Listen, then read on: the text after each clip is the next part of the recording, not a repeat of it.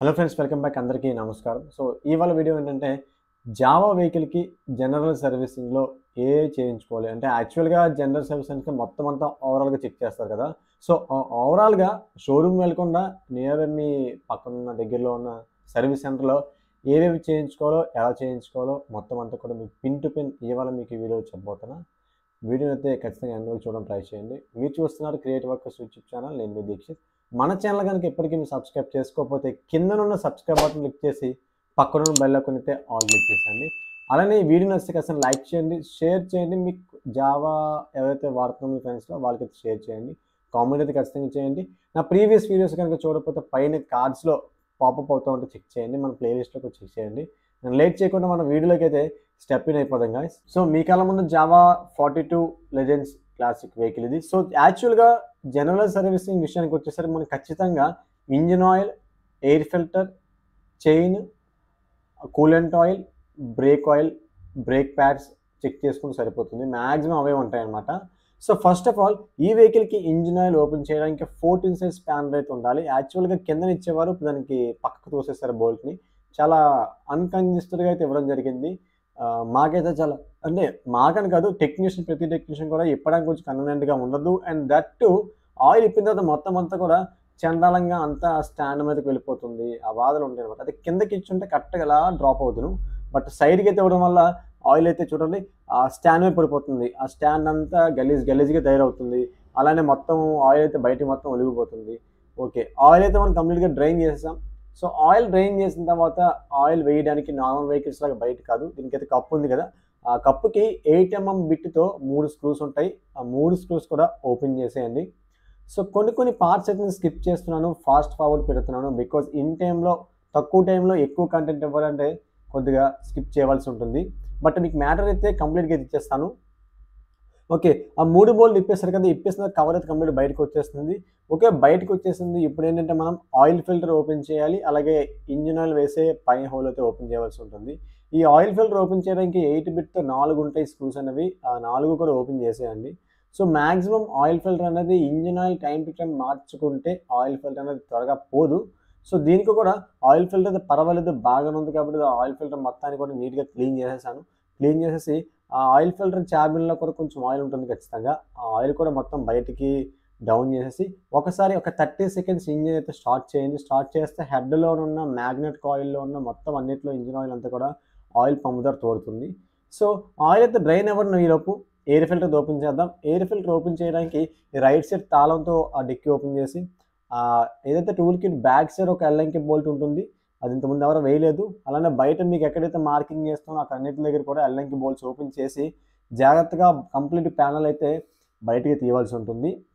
In case మీకు కొంచెం ఇబ్బందిగా ఉందన్నట్లయితే ఆ టూల్ కిట్ అట్లనే రెక్టిఫైర్ కాయిల్స్ అయన్నీ కూడా తప్పించేస్తే కంప్లీట్‌గా కిట్ మొత్తం బయటకొచ్చేస్తుంది. అలానే ఆ ఎయిర్ ఫిల్టర్‌కి ఎన్నైతే స్టార్ స్క్రూస్ నేను చూపిస్తున్నానో ఆ అన్ని స్టార్స్ కూడా ఖచ్చితంగా ఓపెన్ చేసేయాలి. ఓపెన్ చేస్తేనే ఎయిర్ ఫిల్టర్ మొత్తం కూడా బయటకొస్తుంది. బట్ ఆ బయటకొచ్చేటప్పుడు బయటన మనకి ఏబీఎస్ కేబుల్స్ ఉన్నాయి. అవన్నీ అడ్డుగున్నాయి గదా! అవన్నీ కూడా దాన్ని అడ్డయితే తొలగించుకోండి. అంటే కట్ చేసేయొద్దు. డిస్కనెక్ట్ చేయడమో, పక్కకు తోయడమో చేయండి. నాకైతే కొంచెం అడ్డుందని చెప్పేసి డిస్కనెక్ట్ చేశాను.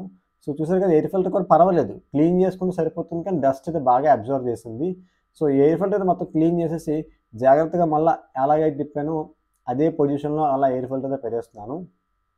బట్ నాకు నచ్చిందేంటంటే వేరే వెహికల్స్‌తో కంపేర్ చేసుకుంటే చాలా సింపుల్‌గా ఇచ్చేసేవాడు. కానీ దీనికేంటంటే ఇంత ఎక్కువ ఎక్విప్‌మెంట్ ఇచ్చారు జావాకి. నాకది నచ్చలేదు. పాత జావాతో కంపేర్ చేసుకోకపోయినా కొత్త జావా కొంచెం మోడిఫికేషన్స్ మార్చి ఎర్లీగా అంటే త్వరగా పని అయితే తేల్చడం అనేసి ఎక్కువ పని అయ్యేటట్టుగా చేయడం జరిగింది. ఒక ఎయిర్ ఫిల్టర్ కోసం ఎన్నోటి స్క్రూస్ ఇప్పాలా అనిపిస్తుంది. తెలియని వాడైతే అవ్వదని చెప్పేస్తారు. టైమ్ టేకింగ్ అని చెప్పేసి చేయడం మానేస్తారు.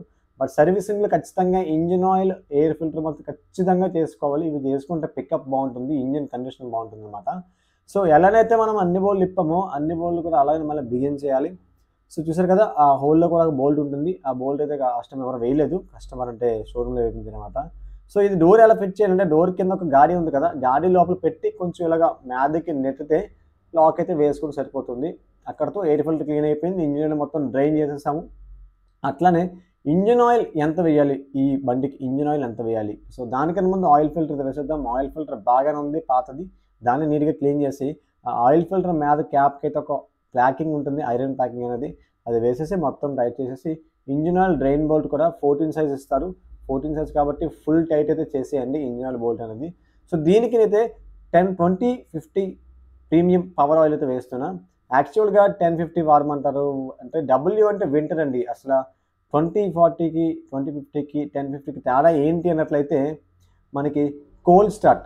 ఓకే, 2050 అనేది హాట్లో కూడా స్టార్టింగ్ బాగా అవుతుంది. అలానే 1050 అనేది కోల్డ్లో మాత్రమే బాగా యూజ్ అవుతుంది అన్నమాట. హీట్ అయినప్పుడు కొద్దిగా బాగోదు. ఈ 2050 అయితే మాత్రం అన్నిటికీ కూడా యూజ్ అవుతుంది కాబట్టి పవర్ అయితే యూజ్ చేయడం జరిగింది. యాక్చువల్గా దీనికి ఇంజిన్ మొత్తం అంతా ఓపెన్ చేసుకుంటే 1.5 లీటర్స్ అయితే వేసుకోవాలి. బట్ టైం టు టైం కనుక ఇంజిన్ మార్చుకోగలిగితే 1.3 వేసుకుంటే సరిపోతుంది. సో ఇంజిన్ ఆయిల్ అయితే నేను పవర్ ఆయిల్ వేస్తున్నా. ఒకటైతే సీల్ టిన్ ఉంది, ఇంకో ఆల్రెడీ మీరు చూసారు 300 ml లాస్ట్ టైం ఇలాంటి ఒక వెహికల్ మార్చితే మిగిలిన ఆయిల్ అన్నమాట ఇది. చూస్తారు కదా, ఆయిల్ లెవెల్ అయితే మనకి వచ్చేసింది. ఇక్కడతో engine oil close, oil filter వేసేసాము, ఎయిర్ ఫిల్టర్ క్లీన్ చేసేసాము. ఇంకా నెక్స్ట్ ఏముంది భయ్యా, పెండింగ్ ఏవైతే ఉన్నాయో రేడియేటర్కి సంబంధించిన కూలెంట్ ఆయిల్ లెవెల్ ఉందో లేదో బ్యాక్ సైడ్ నుంచి మీకు కనిపిస్తుంది. ఈ వెహికల్కి అయితే కూలెంట్ ఆయిల్ లెవెల్ కరెక్ట్గా ఉంది కాబట్టి నేనైతే మార్చడం లేదు. ఇంకా తక్కువ ఉంటే కూలెంట్ ఆయిల్ వేసుకోవాల్సి ఉంటుంది. ఇంకా చైన్ విషయానికి వచ్చేసరికి చైన్ అనేది లెఫ్ట్ సైడ్ ఎన్నైతే మార్కింగ్స్ ఉన్నాయో అక్కడ చుక్కలు కనిపిస్తున్నాయి కదా, అన్ని చుక్కలు కూడా రైట్ సైడ్ కూడా అంతే ఉండాలి. ఒక చుక్క అటు ఇటు అయిందంటే మీకు చైన్ సౌండ్ విపరీతంగా వస్తుంది, సెంటరింగ్ కరెక్ట్గా ఉండదు, చైన్ ఊడిపోయే ఛాన్సెస్ 100% ఉంటాయన్నమాట. సో ఇక ఇది అయిపోయిందండి, చైన్ అయిపోయింది. బ్రేక్స్ చూసుకోవాలి, బ్రేక్ ఆయిల్ కరెక్ట్గా ఉందో లేదో లెవెల్ ఉందో చూసుకోవాలి. అండ్ బ్రేక్ క్యాలిబర్స్ అన్ని కరెక్ట్గా ఫ్రీగా ఉన్నది చూసుకోవాలి. అండ్ బ్రేక్ ప్యాడ్స్ కరెక్ట్గా ఉన్నది చూసుకోవాలి. Front brake, back break, chain. అలానే ఇంకొకటి మర్చిపోయింది, వెరీ వెరీ ఇంపార్టెంట్ అనమాట. క్లచ్ అడ్జస్ట్మెంట్ మాత్రం ఖచ్చితంగా హాఫ్ క్లచ్ ఉంటే సరిపోతుంది.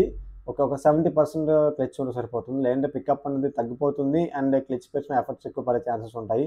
అండ్ బ్రేక్ ప్యాడ్స్ కూడా కరెక్ట్గా ఉండేలా చూసుకోవాలి. సో ఇది ఫ్రెండ్స్ జావా 42 వెహికల్కి జనరల్ సర్వీసింగ్ చేయించుకోవాల్సిన నెసెసరీ థింగ్స్ అనమాట. మరొక కొత్త వీడియోతో మీ ముందుకు వచ్చేస్తాను.